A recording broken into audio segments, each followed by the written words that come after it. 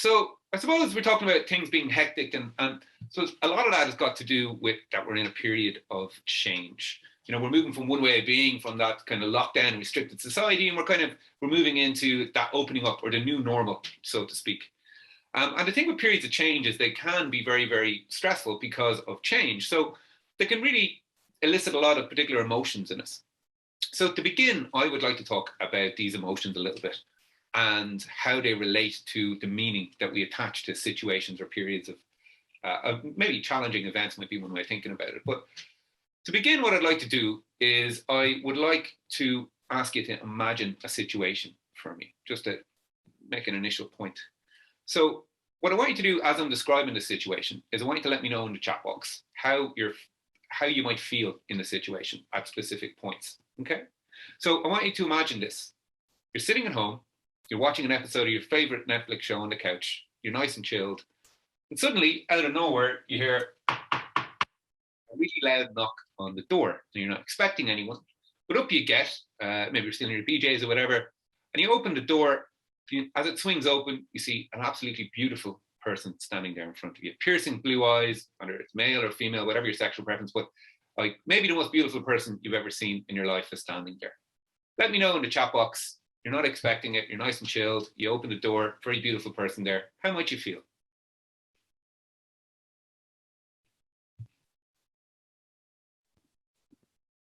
So you're nice and chilled. You open the door and there's an absolute Adonis there. Taken aback, okay, Catherine, I think that's a very good phrase to use. Unsettled if I didn't know they were coming, fair enough, Rachel. Irritated and surprised, cheers, Sharmini. Apprehensive, surprised, curious, okay. I am wondering why they're disturbing my Netflix, very good, okay. So even the fact they're very beautiful, but you know, there's a mix of emotions there. There's everything from curiosity to irritation to surprise. Emma's wondering why Moto G8 is stressed. Okay, so you are taking a bit aback, so you actually take a step back and suddenly you realize actually this very beautiful person is in fact wearing a Garda uniform. Now, you weren't expecting a guard to be at your door. Maybe you're thinking you've done something wrong, or maybe there's something wrong more generally. Let me know in the chat box, how might you feel now? Sitting at home, nice and chilled, and suddenly there's a guard at your door. Emma would feel stressed. I was about to say, great, Emma, thanks for the interaction, as opposed to great that you'd be stressed. Sue says worried. Motozi says even worse. Katrina's curious now. Rachel is scared, panicked, still weirded out. Okay, a lot of negative emotion there. Okay, so you've taken another step back because obviously you're a little bit shocked at this guard at your door, and suddenly you realize the guard's actually got their hand out, and in their hand is a wallet or a purse. You take a closer look and suddenly you realize it's your wallet or your purse. You take it off them, you open it up, all your cards are still there. There's a couple of €100 in cash that you had left in it. Let me know now, how might you feel? So this mystery guard has just come back with your wallet. Grateful. Cheers, Sharmini. Yeah. Pleased. Thanks, Sue. Silly for not knowing was missing. Yes, you didn't even know your wallet was missing. Exactly. Relieved, thankful, annoyed. Okay. Thankful, Sandy. Relieved. Okay, awesome. So the point I'm trying to make with this is that how we feel in a situation is very much dependent on the meaning that we attach to it. So the situation didn't change in this example. It was always a guard standing there with your wallet, but the meaning that you attached to it did as your perception or your perspective changed. So i.e., what you were focused on affected how you felt. Yeah. So how does this link to maintaining a healthy headspace and work and the new normal and the challenges that we're all facing at the moment? Well, today I'm going to put forward that we can change our perspective or change our focus. And by, I suppose, changing our focus and changing our perspective, we can change how we feel in challenging situations generally. And then we're also going to try and apply that to, I suppose, the new normal and maintaining a healthy headspace and work at the moment. Okay. So I suppose before I go any further on this, I should introduce myself. My name is Jayson Mourn. I am a psychologist whose background is in the psychology of performance and productivity, of personal and professional development, and happiness and well-being. So really what I'm all about is helping people move forward. And I suppose I help people move forward by helping them deal with challenging situations. And a lot of this is down to helping them increase their effectiveness. So to help people increase their effectiveness and their impact, but I kind of help people in kind of 3 key areas. So the first is I help people increase happiness and well-being. And the reason for this is we tend to be more motivated, we tend to be more confident, we tend to be more effective when we're happier. So I might help people with questions like, who are you? What are the kind of things that make you happy? Where are you in relation to that? And how can you make that happen? Another topic I would help people with in terms of these kind of areas is stress and managing stressful situations. Second area then that I tend to help people in is all about gaining clarity and getting organized. Because in order to move forward, we have to know exactly where it is that we're going. So really what this is about goals. So is what you want in line with what's important? Is what you want in line with the person you are, for example? So I help people with things like making the big decisions and planning the future, and use a lot of psychological tools and techniques to kind of make that the most effective. The third area then that I tend to help people with is all about overcoming maybe barriers to them meeting their challenges. There are barriers to performance and productivity. So I suppose more practical barriers that I help people with are, the psychology of problem solving, or if they're stuck on something. And more psychological things then are things like confidence, procrastination, motivation, or changing a behavior. So really what I'm all about is helping people get unstuck, unstressed, and clear. So I'll share some links in a little while when I have a little bit of a break, if you want to have a look at my website and all those bits and pieces.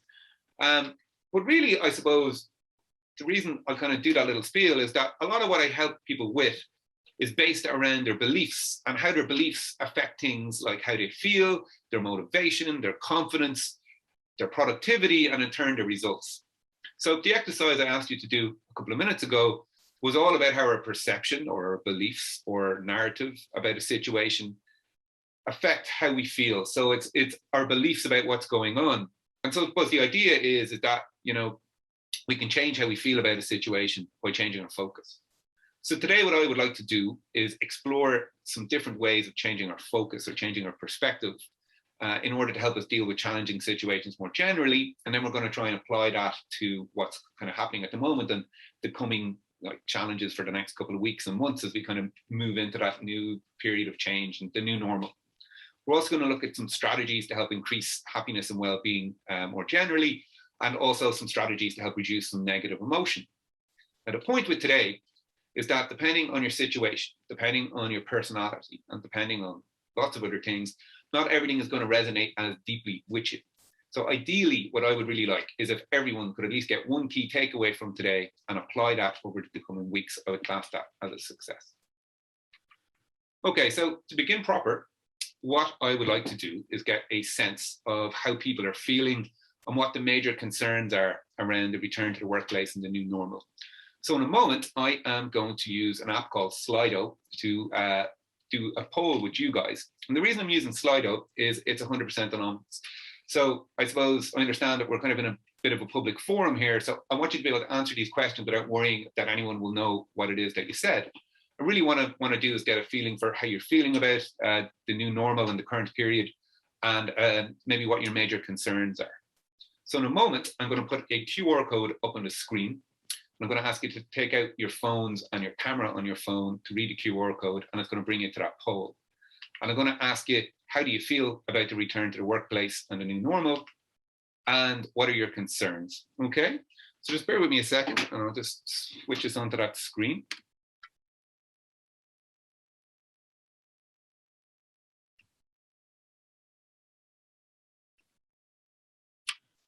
So what I want you to do, I want you to take out your phone, and I want you to turn the camera on, and I want you to point it at the QR code in the top left-hand corner of the screen. So I'm just going to do it while I'm doing it with you. And what should happen is you should get a little notification. And so if you click on that notification, it's going to open a window in your web browser, and that will allow you to take part in the poll. So the first question is, how do you feel about the return to the workplace and the new normal?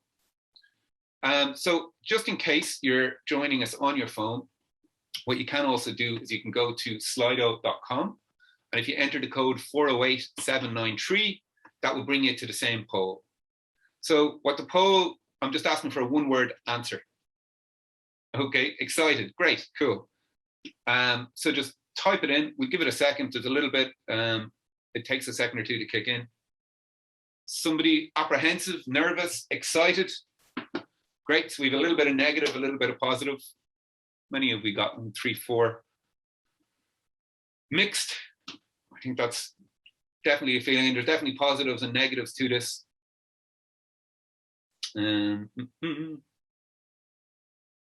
What else have we got there? More mixed emotions. So I suppose there's definitely positives and negatives to this. I'm going to give it another second or two. There is a little bit of a delay on this thing. And again, if anyone's having trouble, okay, I'm on my phone using Zoom. How do I do it? Moto G8, if you have access to a desktop, you could you do it on that. The other option you have is what you could do is just open a browser in your phone and go to slido.com and just type in that code and it should allow you to take part. Okay. Mixed emotions seems to be the major one that we have here. I think about 10 people have voted. Okay, apprehensive also seems to be an issue. Okay, I'm going to give it another 10, 15 seconds. To give people a chance. But I think we've kind of hit as many people are going to vote as we're going to vote. So, great. Grateful as well. Okay, so if I was to kind of sum this up, it seems that there is a mix of positive and negative, with maybe a little bit leaning on the negative emotion side of things. There seems to be a bit more apprehension and a little bit more negative emotion than positive emotion. Okay, I'm going to move on to the next poll now. So on your screens on your phones, when I move this on, it should move on to the next slide. So the next question is this: what are your concerns around this new normal and work in relation to it? So I suppose a lot of people have said it was kind of hectic. What are the kind of things that you're worried about? You know, I'm going to stick in my own one here as well. What are your concerns? What are your worries? Okay, what's expected from me? Okay.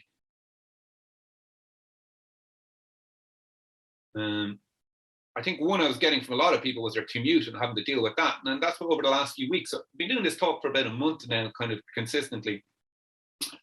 And I suppose there's definitely a pattern in the things, but I also find that these things are changing as people are kind of getting more into it. Okay, I'm going to stick my own one as well.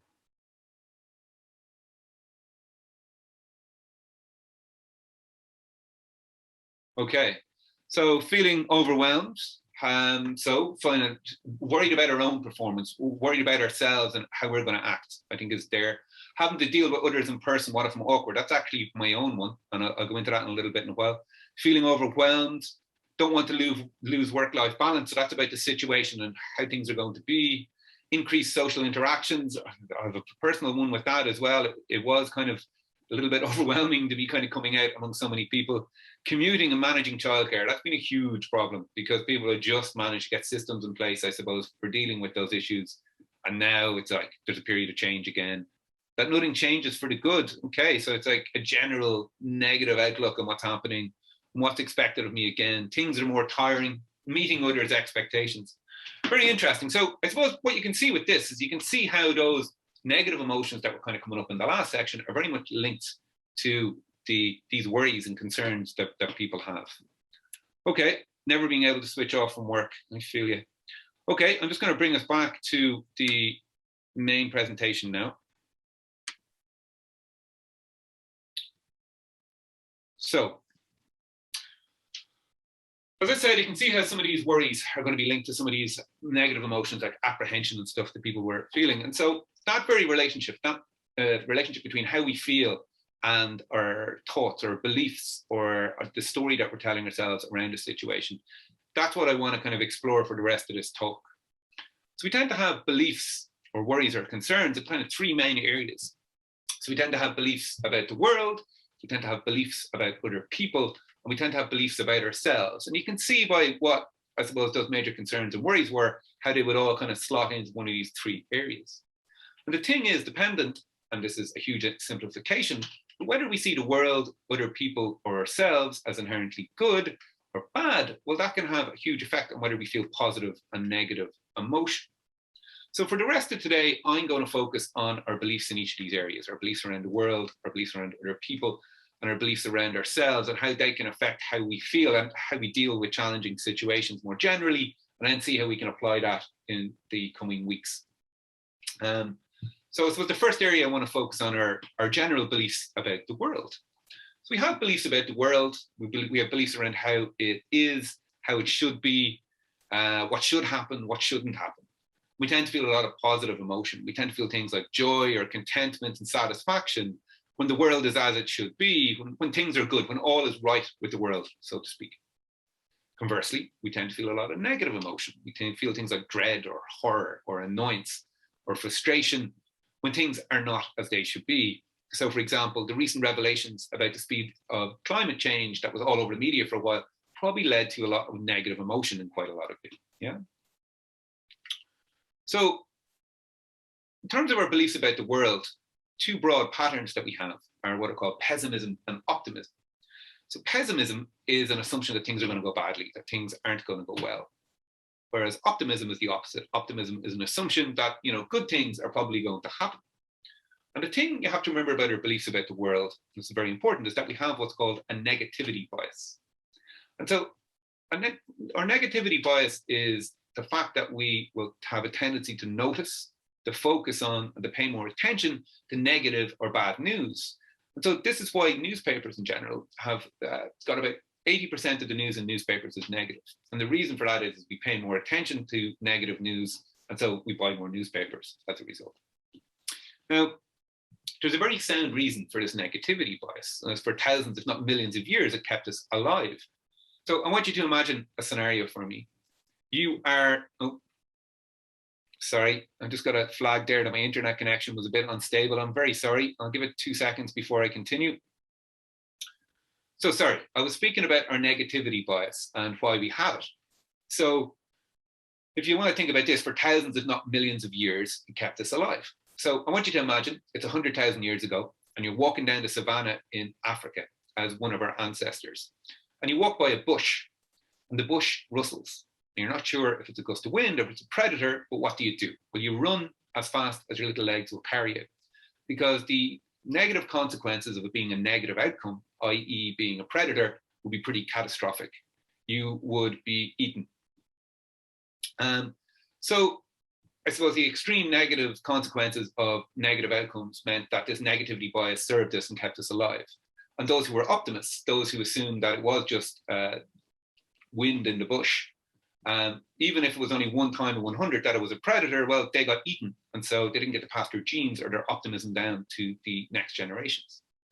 But the issue that we have is that threats that we have in modern life, they're a little bit different. So the threats that we have in modern life are much more common, but much less catastrophic, much less dangerous. So for example, Neolithic humankind didn't have to worry about a micromanaging boss.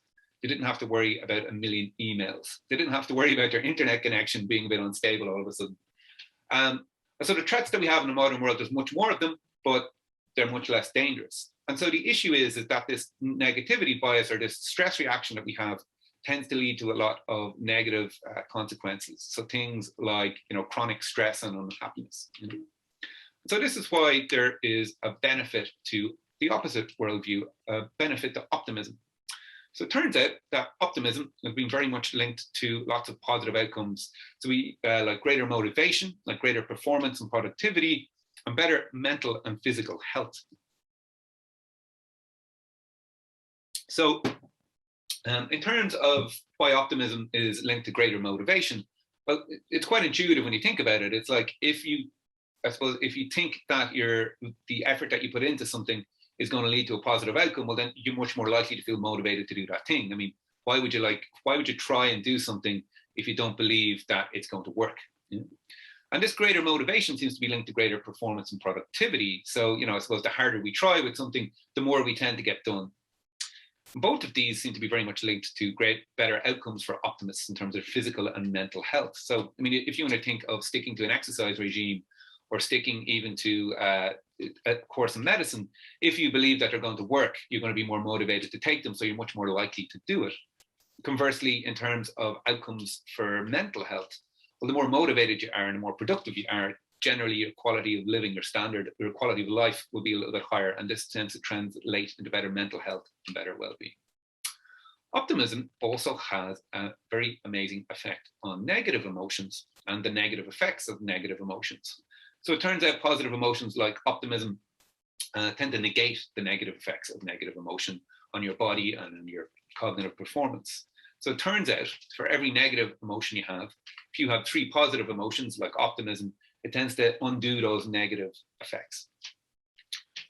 So I suppose considering all these benefits in terms of our motivation, in terms of our performance and productivity and physical and mental health, might be worth diving into optimism a little bit more deeply. And I think a really good way of explaining the optimism in more depth is to kind of look how it applies to how we deal with challenging situations. So if you want to think about a challenging situation, it turns out there's kind of 3 key dimensions to being optimistic in it. And these 3 key dimensions are called the 3 Ps of optimism. So they're permanence, pervasiveness, and personalization. So permanence refers to whether we think a challenging situation or a negative situation is going to be permanent, or it's going to be long lasting, or it's going to be likely to reoccur, or whether it's just temporary. So really what we're asking in a challenging situation is will it last? But if you want to think of reopening or the kind of, I suppose, the hecticness of the current period, I suppose the optimist would assume that this is just transitory and it will pass, whereas the pessimist will assume that it's going to be like this forever. The second dimension of optimism is what's called pervasiveness. And pervasiveness refers to whether we think, I suppose, an issue or a challenging situation is generally how it is, or whether it's kind of more situationally specific. I think a good way of thinking about this is how we deal with struggling with change a little bit.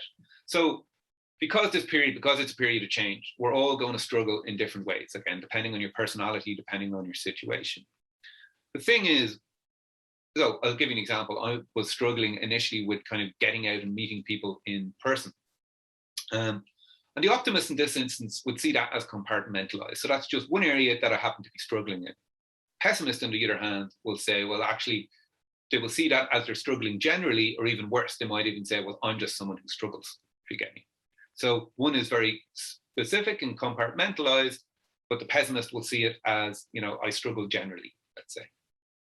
The third dimension of optimism is personalization. Personalization is all around whether we blame ourselves in challenging situations. So for example, really the question we're asking here is it my fault? And the optimist will, I suppose, take into account situational factors, whereas the pessimist will assume it's something inherent in them. So for example, when we went into lockdown, or as we're coming out, because it's a period of change, will be increased stress. More people are burning out. There's a lot of negative effects in terms of our work performance.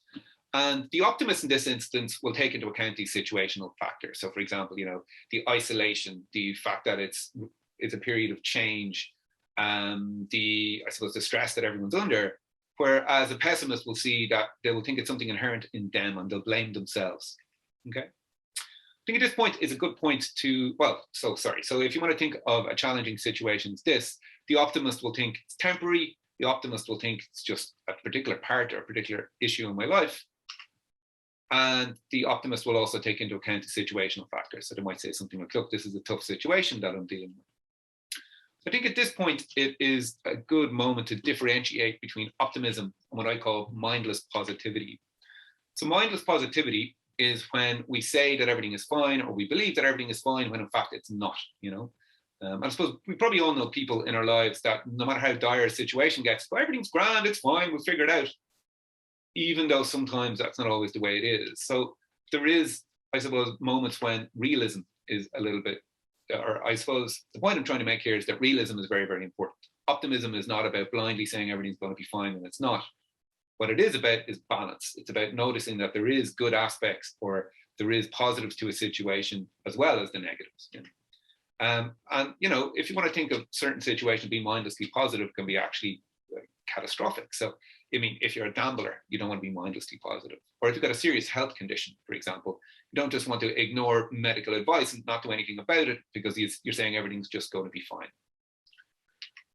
So really, I suppose what this is all about is that the same negative events, the same challenging situations are going to happen to an optimist and a pessimist. But what will differ is their experience and thus their response. You know?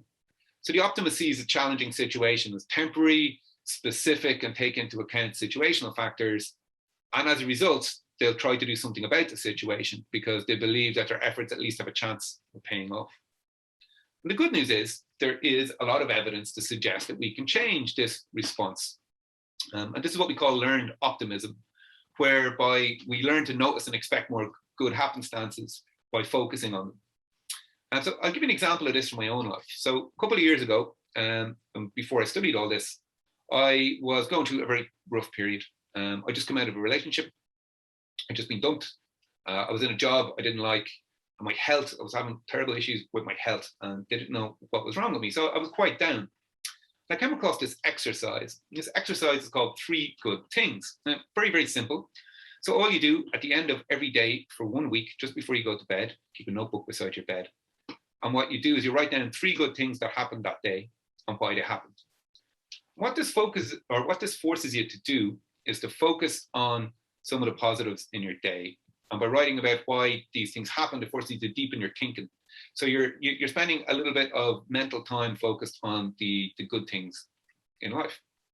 Now, when I first tried to do this, I really struggled, particularly because I was down. I was in a bad place, I suppose. And so what happened is that after a day or two, I would start looking out for good things in my day because I knew I was going to have to write them down later.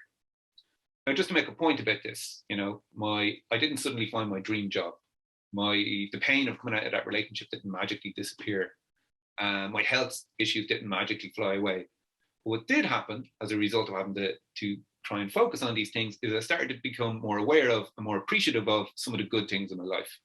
So, for example, the support I was getting from my family, the support I was getting from my friends, food, and suddenly I became much more appreciative of that. And a crazy one for me, actually, nature. It's something I wouldn't have really ever noticed before, but I became much more appreciative of nature. And it was all because I was just trying to find some good things that happened. And the interesting thing about this is these benefits happened not because of any major effort on my behalf or because of any change in my circumstances, but because I began to focus on the good things in life a little bit more. Simple as that. Okay. So the reason I tried this exercise is because of a research study I read on it. And this research study talked about how the exercise helps create a focus on what goes well. Well, in terms of the results of the study, what they found is after 1 month, so people would do the exercise for a week and they measured them every week thereafter. But after a month, people reported a 20% reduction in depressive symptoms, a 20% increase in reported happiness, which is pretty huge considering it was, 2 minutes every night for a week. So what was going on here? Well, it turns out the 20% reduction in depressive symptoms was very much associated with an increase in hope. And because people were noticing the good things, they would tend to have more hope. And so a lack of hope is a major symptom of depression. In terms of the increase in happiness, well, that seems to be a little bit more complicated. But what we're making the assumption what was going on here is that because people were a little bit more optimistic, they were a little bit more motivated. And then as a result, they were, I suppose, acting on their lives and improving their quality of lives. And that translated into better mental well-being after about a month. And it also takes our brains a little bit of time to rewire as well. So based on all that, what I want to do is I want you guys to do a very quick exercise for me. We're going to try and find 3 good things about the current situation, the new normal, so to speak. And maybe in relation to work, it doesn't necessarily have to be. So what I want you to do is I want you to think about the current situation, the new normal, and I want you to try and name 3 good things. You can stick them into the chat box, would be great, but I don't expect. But what I want you to do is try and figure out what positives or potential positives there are for you in the current situation. So just to name 3 good things about this new situation. Now, again, just to make the point, this is not about being mindlessly positive. This is not about ignoring the negative, but this is just about trying to get a balance and seeing if we can figure out a couple of things. Oh, cool. They're flooding into the chat box. Amazing. So I'm going to give you a second to think about this, but like I said, I found this very difficult when I started to do initially. So I'm going to give you some kind of cues based on those dimensions of optimism we spoke about earlier. So maybe you could think about what changes have been positive, you know, from going from lockdown into the new normal. What changes have been positive for you? A second thing to think about is, what are the good things that will last? So what good things happened because of lockdown and because of all that are going to move into the new normal? Another thing you can think about is what has returned to normal. So what is, you know, pre-pandemic, what's kind of coming back online again? Another thing I really like is, or a question to think about, is how have you grown as a result of the pandemic, and what are you bringing into the new normal with that? And finally, what are you more appreciative of? You know, what things, because of the challenges of the last 18 months, what are you more appreciative of now? Okay, I'll go through some of the things in the chat box if that's okay. Rachel is one of her positives, is getting to see her co-workers again. Catherine sees the flexibility and autonomy. Emma connecting with people again, and I think that's a huge one, definitely. More flexibility, showing anything is possible. That's great, Emma. Moto G8, focus on other things that I would not have previously. I would encourage you to get specific about that, Moto G8. Sue, more flexibility, going outside more in a change of scene, connecting with people I've not seen in a while. Okay, great. Knowing that everything doesn't need to be the same as it's always used to be before. Excellent. That's amazing. Basis for questioning how things are done and connecting with other people in person. Cheers, Sandy. Cheers. Okay, so you get the idea with this, but again, it's just a try. You know, I highly recommend doing that 3 good things exercise for a week. It's amazing the difference it can make. Getting to see more young kids, although it's mental. That's it, you know, and you know, there is going to be negatives to these situations, but also there is some positives as well. Okay, I'll skip on. I'm kind of conscious of time. So the next area I want to talk about is our focus on other people. So one of the biggest challenges I faced at the minute is getting used to dealing with other people face to face again. I'm doing a lot of work online, and I suppose I was worried I was going to be awkward, and I was worried that maybe what they might think of me, you know. So I suppose more generally, when we think about this area in terms of our beliefs around other people, we have a lot of beliefs around other people, around how they should be, how they should act, what they should and shouldn't do. You know, we have beliefs around maybe what other people are thinking. We have beliefs around how other people should treat us, how they should treat themselves in the world around them. So we tend to feel a lot of positive emotions, things like connection, attraction, and unity, and even love when others behave or act as we think they should. So maybe if someone is being nice to us, maybe they're polite or they're standing up for a cause that we believe in, or, you know, I suppose when we believe that they accept us.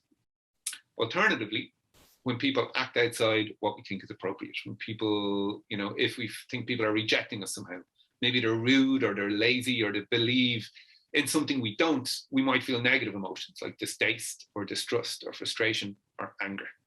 So let's see if we can kind of create a little bit more of that positive emotion, a little bit less of the negative with this. So before I talk about other people, I want to come back to ourselves a little bit. And I want to talk a little bit about our emotions and their connections with something else that can affect them greatly, and that's our needs and whether we're getting our needs met, you know. So depending on which psychologist you talk to, we have lots of different needs and they all vary in importance, but these are 3 that seem to be pretty consistent. These are 3 psychological needs that we have that tend to lead to a lot of emotion. So we've got a need for autonomy, a need for purpose, and a need for connection. So autonomy relates to our ability to choose, you know, to decide what we do, to decide how we spend our time, for example. We often feel a lot of negative emotions like frustration or sadness when we don't get to choose what we do. And I think, you know, for example, not being able to choose how we spent our free time because of the restrictions led to a lot of negative emotion in many of us. Similarly, we tend to feel a lot of positive emotion when we get to choose what we do or with our experience. So for example, this is why the Apple Mac has got 14 different colors, or the new Apple Mac, because we love choice. The second very important need we have is a need for purpose. So purpose is all about having a goal. And so we can get our purpose from external sources. So for example, your boss might give you a task to do, or your leader might give you a project to work on. And that's fine. But I suppose the most motivating purposes we have are purposes that come from inside us. And these are very much aligned with doing what's important or doing something worthwhile, you know. Again, I think the restrictions during lockdown and the malaise that many of us felt, the sadness a little bit, or the boredom that many of us felt, perhaps due to a freezing of purposeful behaviors, society shut down. So I know when things kind of initially shut down, it was great for about 2 weeks. I watched a lot of Netflix. It was very relaxing. But then suddenly, you started to feel I should be doing more important things. So the third area then very much linked to a lot of positive and negative emotion, or the third need that we have linked to a lot of positive and negative emotion, is our need for connection. So our need for connection is all about our ability, or all about our need to relate to others, to have a sense of love, to have a sense of connection, to have a sense of belonging. And we often feel negative emotions, again, when this need is not being met. So we feel anxious or sad or lonely when we are excluded, or we're alone, or our relationships aren't going well. And I think the reduction in opportunities to connect was a big part of the dismay at the extended lockdown. And we all look forward to being able to connect again more going forward, So how can we leverage this information? How can we leverage the fact that we have a need for autonomy, we have a need for purpose, and we have a need for connection to help us cope with the current situation, the hecticness of it all, the return to the workplace, the new normal, and all these challenges? Well, to help answer that question, I'm going to bring in another concept, very tightly linked to these needs for purpose and autonomy and connection. And that's our identity. So all our identity is, it's our conception or our understanding of who we are. So it's how we define ourselves to ourselves and to others as well. So we've actually got a couple of different types of identity. So one we have is what's called our personal identity. And our personal identity is all about, I suppose, our traits or attributes. So for example, you might describe yourself as being someone who's very outgoing. You might describe yourself as someone who's very kind. You might describe yourself as someone who's particularly hardworking. You might describe yourself as someone who's a particularly happy person or a particularly anxious person, for example. Second kind of identity we have, however, is what's called our social identity. So our social identity is very much linked to our roles. And this in turn are partly, I suppose, defined by our connections with other people. So our social identity is very much linked to our connection with others. So for example, I've got various roles in my life, and that's how I understand myself. So for example, I'm a son, I'm a psychologist, I'm a brother, I'm also a partner, I'm also a coach, I'm also a speaker. And in the past, I've played the role of best man. And we can meet our need for purpose in life by defining and acting in line with how we feel these roles should be played. So, maybe I'll explain better with an example. So for example, for me to be a good son, I might do things like visit my parents. To be a good psychologist, I might keep on top of research so I can serve my clients better. For me to be a good partner, maybe I do something to support and connect my partner, for example. So we can have a sense of purpose by defining how we play a role well, and I suppose doing behaviors that mean that we actually do it. So to bring this all together, what I'm going to put forward is that one way that we can feel better about the upcoming challenges, especially around other people, especially in terms of the return to the workplace and the new normal, is that we can change our focus from ourselves onto other people. So I'm going to propose that we can find, we can meet our needs of autonomy, of purpose and connection by choosing to set a goal of somehow connecting with or supporting with other people in the coming weeks. So I'll explain this more so with an exercise. So what I want you to do is I want you to pick a key role in your life, either personally or professionally. And I want you to pick one that is affected by the return to the workplace and the new normal.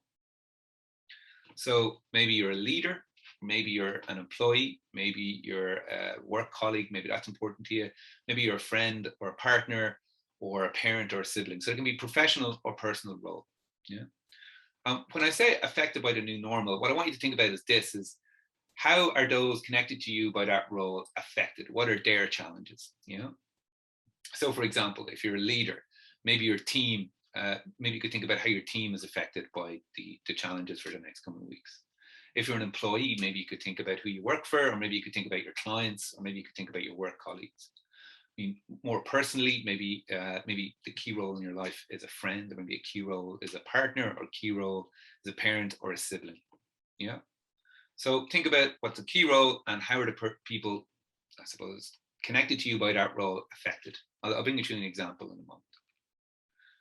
Once you thought of that key role and you thought about how these people are affected, what I want you to think, I want you to answer this. How can you connect and support these people connected to you with that role in the coming weeks? How can you help them through this period? We're going to get a little bit more specific. So what I want you to do is I want you to think of one specific action, whether it's big or small, that you can do in the next week. So what can you do in the next week to support someone in your personal or professional life? And what or when can you do it? Okay. So I'll give an example from my own life in this. So when I thought about this, a key role affected by the return to work and the new normal was my role as a partner. And the reason I picked that role is my partner is actually just going back to university. So she's going back as a mature student. So she's going back to things like blended learning.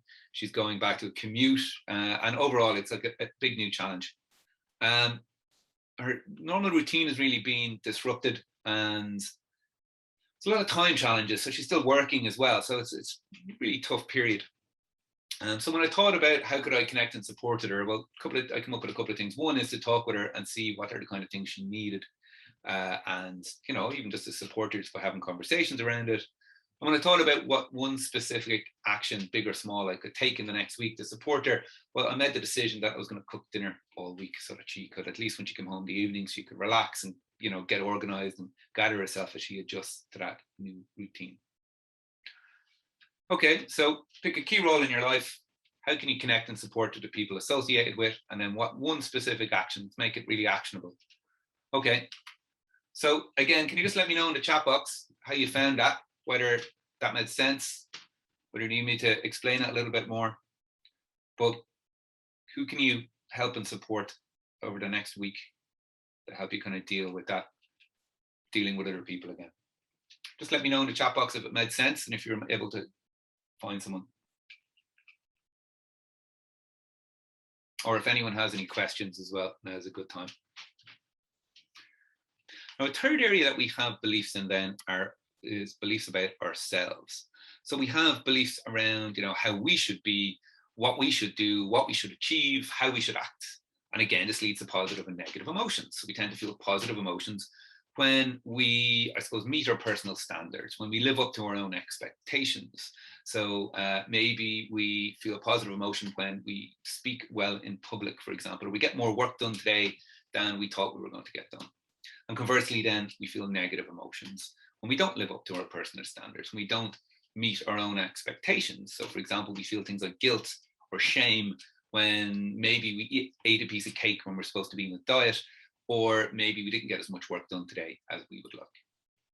So the final area I want to talk about is our beliefs around ourselves and how that can lead to a positive and negative emotion.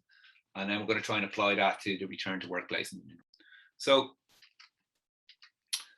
I want you to imagine a final scenario for me. I want you to imagine this. I want you to imagine there's a kid, it's been 7, 8, 9, and he's just got a really bad report card in school. And he's a little bit anxious because his school grades are very important to his parents. So he goes home with his bad report card and he brings it to his dad. His dad gets very, very angry or annoyed at him. And his dad says this. His dad says, "You always struggle. I'm really ashamed of you. What a loser. You're never going to amount to anything." What I want you to think about is this, and let me know in the chat box, is what will be the impact on the kid, the dad saying that to him? How would maybe the kid feel? How is it going to motivate him? How's it going to affect his motivation? How's it going to affect his confidence? So kid comes home with a bad report card, and the dad says, "You always struggle. I'm ashamed of you. What a loser. You're never going to amount to everything. You're always messing up." What might be the impact on the kid? Let me know in the chat box.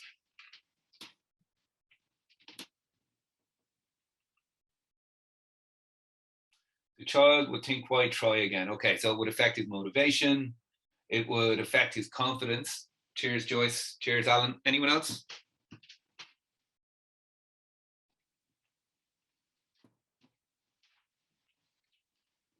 How would a dad saying, "You always struggle. I'm ashamed of you. What a loser"? How would that impact? It would make him feel like he's destined to fail. Yeah. Okay. Would affect his confidence. Okay. So you can kind of, I mean, pretty obvious. It's going to affect how the kid feels. It's going to affect his motivation. It's going to affect his confidence. Okay, Claire. You could go discourage or take the challenge. Very good. But I suppose if you think of it as a little kid to an extent, I mean,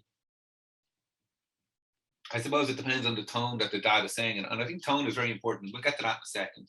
Low self-esteem. Cheers, Louisa. Okay. So the point I'm trying to make with this is it's all very obvious, I suppose, or generally anyway, that there will be a negative impact on how the kid feels and his motivation, his confidence.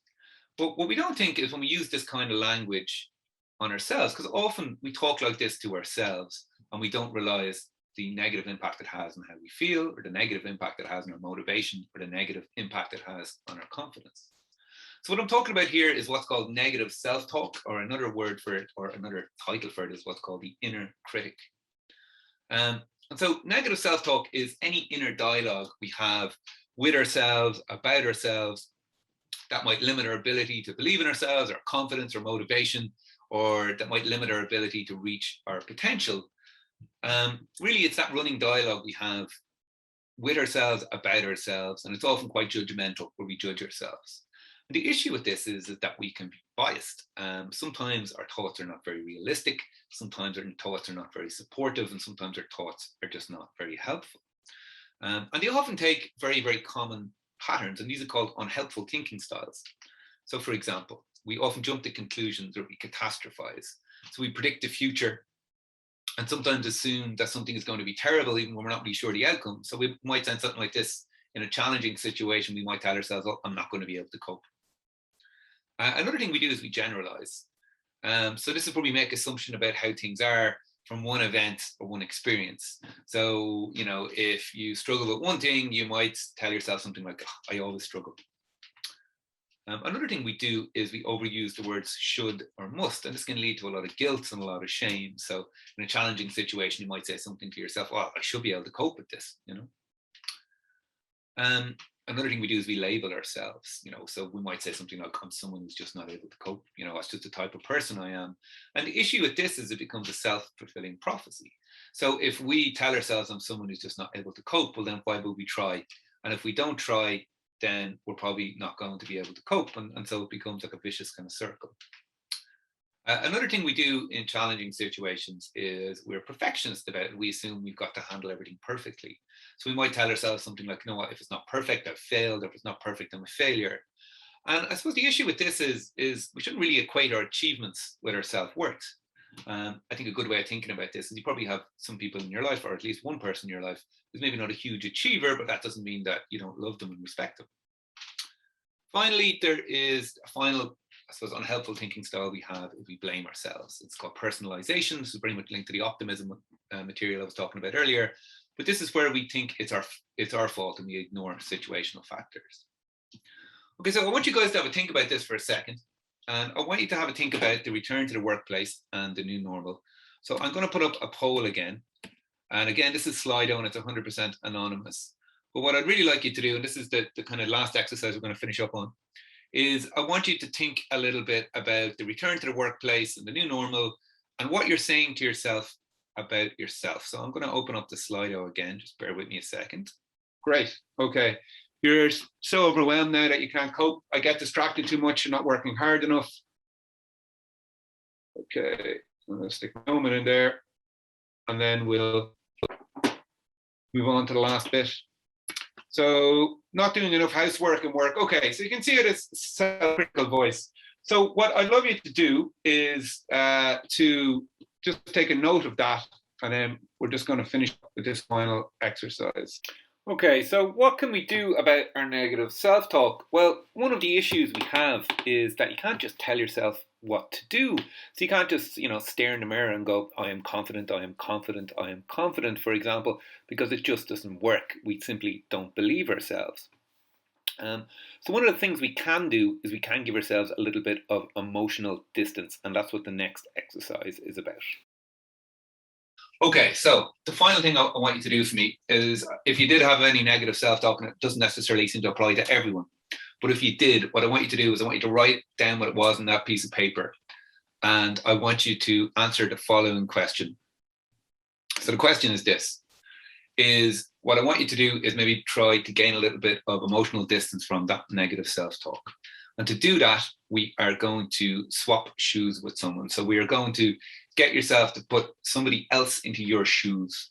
So I want you to think about if you're saying something negative to yourself about your ability to cope or your ability to deal with the next couple of weeks, I want you to ask yourself this question. I want you to imagine a close friend or family member. I want you to pick someone that you love and that you respect. And I want you to imagine that they're in the exact same situation that you're in now. And I want you to ask yourself, what advice would you give them if they were talking to themselves like that? And again, this won't apply to everyone, but to anyone who is doubting themselves or having negative self-talk around it. Maybe think a little bit about what you might say to help them. What advice would you give them? Okay, I'll give you a minute on that. Maybe think about the tone. Are you going to be saying things like, oh, you're a loser? Or are you going to say, it's a challenging situation, for example? Similarly with the language, are you going to be harsh or are you going to be a bit more supportive? I think a very good way of thinking about this is to focus on what that other person might need rather than what's wrong with them, because we often focus on what's wrong with us rather than what we need. To be empathetic here is very important. And also maybe to think about, how can you help them? What could you say that might help them? Okay.